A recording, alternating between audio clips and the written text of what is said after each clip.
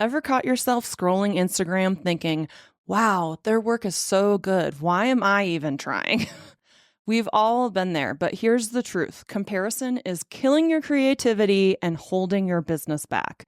Today, we're talking about how to ditch the comparison game, put on your blinders, and own your own unique style. Let's go. Welcome to Stoked, the podcast that helps adventure elopement photographers hit six figures and beyond in their businesses without hustling on social media. I'm your host, Megan McPhail, a former burnt-out emergency veterinarian that quit my hard-earned career to become an elopement photographer. Now I'm living a life I absolutely love, full of travel, adventure, and financial abundance, and I am hell-bent on helping you do the same. Are you ready to start booking out your calendar with dream couples in breathtaking locations and feeling genuinely stoked about your elopement photography business, life, and bank account? Then let's dive into this week's episode. Hey, it's your host, Megan McPhail. And your co-host, Todd Reedy. And this episode is all about killing the comparison game. Inside Stoked Academy, I asked the members what they wanted to talk about on the podcast, and comparison game came up a few times. It makes people feel like they can't be successful because they're comparing themselves to other photographers. So I'm sure most of us can raise our hand that we've scrolled through Instagram or TikTok or been in Facebook groups and thought like, wow, why am I even bothering? I can't be successful. I can't raise my prices. I can't even book elopements because so-and-so is so much cooler than me. But the fact of the matter is, comparison has zero impact on your business. Like what other people are doing has zero impact on your business. The more time you spend looking at what others are doing, the less time you're spending building your own style, your own systems, and your own success. So comparison is a business killer, and we're going to talk about exactly why. For one, it's distracting. I think a lot of people spend hours scrolling other photographers' work or maybe even Googling them and looking at their websites and thinking like, wow, they're doing this. I've got to shoot blurry photos, or they're editing this way. Maybe I need to do that to be successful. But what really is happening is if you're looking at other people's work and comparing it to yourself and trying to like emulate their work, it's just going to make you blend in. And you don't want to blend in. You want to be your own person and you want to stand out. Another thing that the comparison game does is it makes you second guess everything. It's going to make you second guess your pricing, your editing, your business model. But the truth is, what works for other people might not work for you. They have different clients, a different personality, a different market, different expenses, and you just don't know what's going on behind the scenes. So it's really important to stop all of this. It also kills creativity. If you're looking at what other people are doing, you're going to kind of unintentionally copy trends, whether you're like consciously doing it or not. So the best way to stand out is to stop looking at other people's work. And the comparison game leads to imposter syndrome. We did a whole podcast episode about that. And it leads to burnout because if you're always comparing yourself to other people, whether it's local people or the best of the best, you're going to feel like you're never good enough. And you're going to overanalyze, you're going to overthink, and eventually it's going to keep you from taking the steps that you need to take in order to build a really great business. So let's talk about how to break free from the comparison game. Yeah, and before we do that, let's talk a little bit. I mean, we're not immune from this. We can talk from behind our microphones and think that we're better than that, but I mean, we're not. I scroll way too much and I like convince myself that I'm doing work, quote unquote, and that I'm getting inspired, quote unquote. Oh, yeah. And that's just not the case. I'm just wasting time. So that was one thing that I think I really wanted to highlight. Yeah, I think that's common. People think that they're getting inspiration by the scroll, and they're really not. They're just kind of making themselves feel bad about themselves. it was great that you brought it up that we're not immune to it, because I had my blinders on for years and was just doing my own thing. And when I started coaching other photographers and I was having to look at other photographers' work all the time and their websites all the time and their Instagram and where they're traveling to and where they're shooting things, I started feeling like, man, this person is better than me. They're more artsy than me. They photographed this location cooler than I did, and it really does drag you down. It just makes you feel like you're not good enough. And so even I have experienced this. No one is immune to the comparison game. And there's a time and a place to look to others for inspiration, but it can't be on like the daily. Yeah. Like, oh, let me just pull up XYZ photographer, or just scroll through all of the people that I follow, which, you follow a lot of photographers. So like, yeah, it's not going to be as fruitful as you think. Or at all. Yeah. Oh, yeah. And I've fooled myself many a time on that. And while we're speaking of it, so I'm right before we started recording, I'm kind of going through some gear and some tubs of stuff that I've accumulated. And if you're a gear person, which I'm not sure if many of our listeners are, but maybe, like, oh, I spent so much time and so much money like trying to emulate and like pretty much copy other people's like camera setup with tripods and audio stuff. I mean, every bell and whistle that I could buy and try to screens and holders for your video camera. Oh yeah. What a waste of time and money and effort. And did it make me better? I don't know. Probably not. Maybe a little bit, but probably a lot of wasted effort. Oh yeah, totally. Yeah. You kind of had the comparison game for gear. Yeah. Hardcore. Yeah, and I think that's probably, nothing new for humans, right? We're always comparing ourselves, and that, like, if you listen to any self-help podcaster talk about this topic, that's how humans evolved to, like, be part of a group, and they were always comparing themselves within, their tribe. So it's nothing new. Like, outside of this industry, people are comparing cars and house size and which iPhone version you have. So, like, this is a much bigger problem than just elopement photography. But that being said, let's dive into how to break free. Yeah. Specific to this niche and to elopement photographers. Yes. So, number 1, unfollow or block or mute or whatever you have to do any of the people that trigger you and make you feel bad. So, if you are scrolling on Instagram or TikTok or whatever it is, Facebook groups, pick your poison, right? If it's affecting your mental health and making you feel bad about yourself, then you should not be following those people. Stop telling yourself it's for inspiration or whatever. Like, it's really important that you feel good about the business that you're running and about yourself, and that your mental health takes priority. So don't feel bad. Don't feel like it's going to affect your business negatively. If anything, it'll affect your business positively to block, unfollow, mute people that are triggering you. We've even heard of like some students that are like temporarily like blocking their moms or like ex-coworkers because of like, the repercussions of what they may think or what you think. This gets down to like the nitty-gritty of who your social network is. Yeah. And this is really true for me for 2025. This is the year where I protect my peace at all costs. So yeah, if you have to get heavy on the block button, do that if you have to protect your peace. Like, your peace is so important. Number 2 is stop looking at how other people shoot certain locations. So one of the things that I really think helped me was that if I was traveling to a new place, or even a place I'd been to multiple times, I put my blinders on and I refuse to look at how other people are shooting that location. Let's say I want to shoot in Iceland. I'm not looking up photos ahead of time of how other photographers are photographing people and couples in Iceland.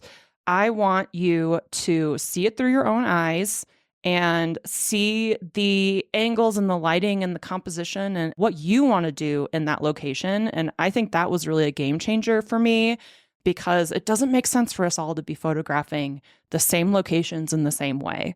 It's repetitive, it's redundant, and it's not going to help you build your business to, again, blend in. So stop looking at other people's photographs. If you want to photograph in the Dolomites, in Zion, in Colorado, whatever it is, even if it's the courthouse, in your town or something, look at it through your own eyes and trust that you have a vision for it that nobody else has. So that was really a game changer for me. Number 3 is choose 3 words to describe your photography style and stick with them. So I did this years and years and years ago in like 2017. I decided I wanted my photography to feel timeless, epic, and organic. Those are my 3 words. So I chose those words and I stuck with them. So the timeless thing, like I didn't want to follow trends and stuff like that, even though I love some of the dark and moody kind of editing styles and stuff like that. I chose timeless and I stuck with it. And I chose editing and posing and composition and stuff that also goes along with that. And I chose epic because, I mean, that was my word for so long, was like, I want my business to be epic. I want my photographs to be epic. So that really took me to a lot of cool locations. So epic was a big one. And then organic was another one where I didn't want my photos to feel stuffy or forced or awkward. So really it was about being natural. And when clients inquire with us and get on phone calls with us and consult calls and stuff like that, I hear all the time, like basically those 3 words in some kind of way. Like, I love that your editing is timeless because I don't want trendy stuff. And I feel like everybody's doing weird oranges or greens or something like that. I hear all the time from couples that they don't want that. And then I hear all the time that they love how I photograph the couples within the landscapes, which to me is what makes it epic, right? Is really showcasing the landscape in addition to the couple. And then they tell me all the time that they love how my photos feel natural. So even though they're not saying epic and organic necessarily, they're saying it in different verbiage. So they're like, oh yeah, I love how it just feels natural and unforced and nothing seems stuffy or forced or posed or whatever. Even though I am posing and directing people a lot, I make sure that the way I do it feels good for the couple and looks good and looks organic. So I made that as a business decision to stick with those 3 words. And everything that I've done has been related to those 3 words. And that's what my couples book me for. And there's plenty of couples who want blurry photos or dark and moody, light and airy. Yeah, all those kinds of things. And like, there's plenty of couples that want those things, but then the couples that book me or book us, they want timeless, epic, and organic photos. So I've stuck with that. I haven't strayed from that. Even if there's things that I really like about what other photographers are doing, I've stuck with those 3 words. Hey photographer, do you dream of having a successful elopement photography business but don't know where to start? Imagine having the confidence to double or triple your prices, booking your calendar solid with dream couples and breathtaking locations, and feeling genuinely stoked about your business, your life, and your bank account? Then I'd like to introduce you to STOKED Academy, the go-to membership community for adventure elopement photographers that are ready to scale their businesses to 6 figures and beyond, all without hustling on social media. In STOKED Academy, you'll get access to everything you need to build a 6-figure business, like mastering marketing strategies, pricing for profit, elopement planning, worksheets, templates, spreadsheets, and so much more. Plus, you'll connect with a positive, supportive community of elopement photographers who are as passionate as you are. And the best part? It's insanely affordable, like less than the cost of a new memory card for your camera. Plus, as a member, you'll get to join me for a monthly group coaching call where we dive deep into strategies that will take your business to the next level. If this sounds awesome, then head over to stokedacademy.com to learn more about the membership and join us. I can't wait to see you in there. And so number 4, the 4th way to break free from the comparison game is to remember that couples aren't seeing the industry like you are. I mean, we are all deep in the industry. We see every trend, every editing style, every location, but our couples, like, they might spend some time scrolling and finding the photographer for them, Googling all that kind of stuff. But a lot of it feels fresh and exciting to them. It doesn't feel overdone. So I want you to remember that what you see and what you know of the industry, a lot of couples, they don't see what we're seeing, you know, like they don't necessarily see all these trends and think like, oh, I've got to have all these trends or whatever. Or they don't necessarily see or come across some of the big name photographers that we idolize and follow. So a lot of times when they come across your work, it can seem brand new to them. Number 5 is to get inspiration from other sources besides other elopement photographers. That could be going to a museum, following travel photographers. They do an amazing job of photographing landscapes, following street photographers, or looking into art history, or getting a book about composition and like learning more about composition as an art form and how you can place your couples inside landscapes and kind of shoot a little bit differently. You don't have to do what other people are doing. And I think that that's what a lot of people get hung up on with the comparison game, is that they end up, I don't want to say copying, but they just get heavily influenced by others. And then they forget that they have their own source of creativity within them. They have their own eyes. They have their own way of seeing the world. They have their own past experiences that make them unique. You have your own personality that makes you unique. And getting inspiration from outside sources could be a great way to kind of find your own voice in all of this.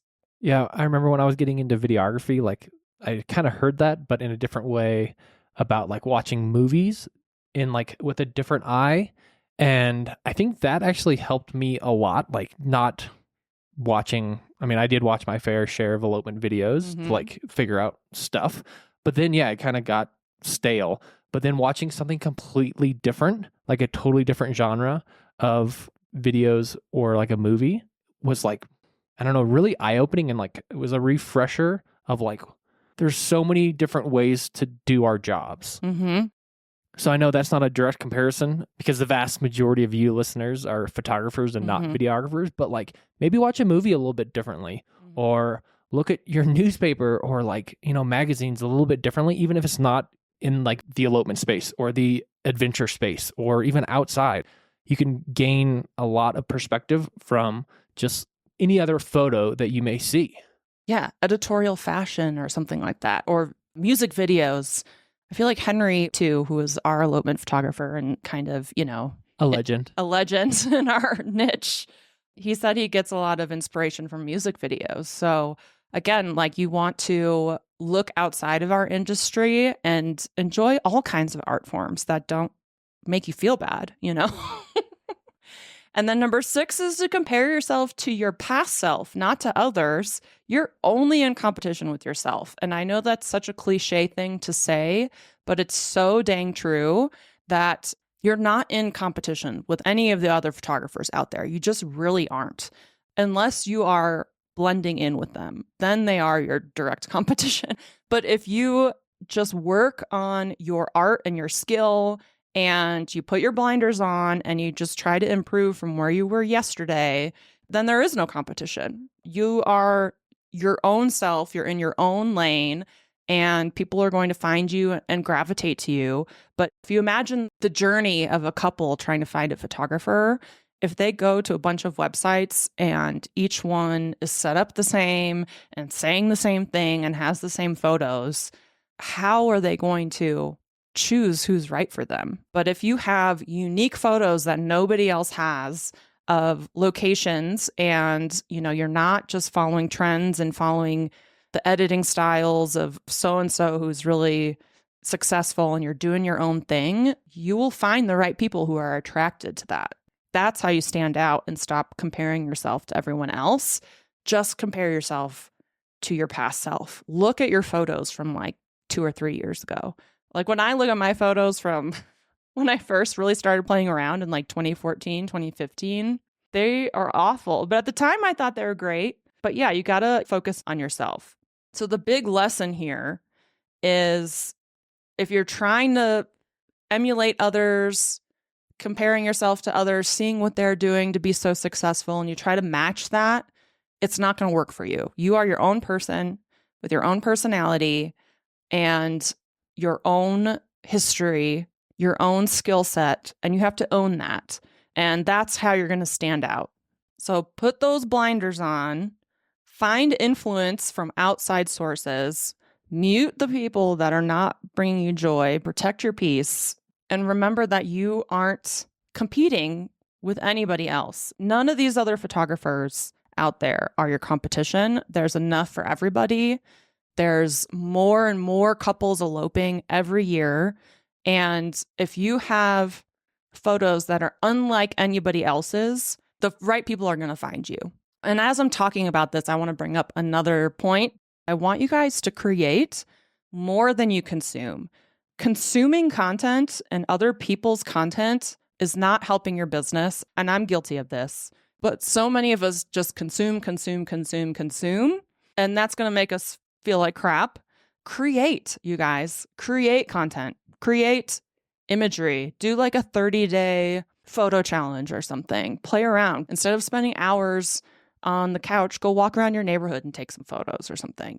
And when you do create stuff on social media, create it with your ideal client in mind, not for other photographers to consume. I think we're all consuming too much of each other's content.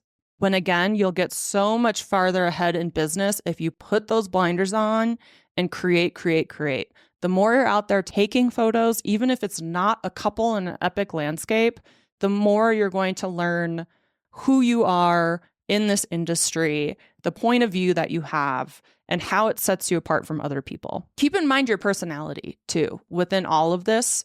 That plays a huge role in the photographs we're able to create. And like, I am not a soft-spoken, romantic, sultry, artsy type of photographer. You know, I love photos of other photographers' work that comes off really emotional and romantic and stuff like that.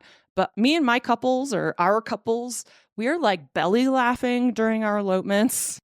We are having a good time. We're talking about deep subjects that we have in common. Like, we're just having fun. And my photography shows that.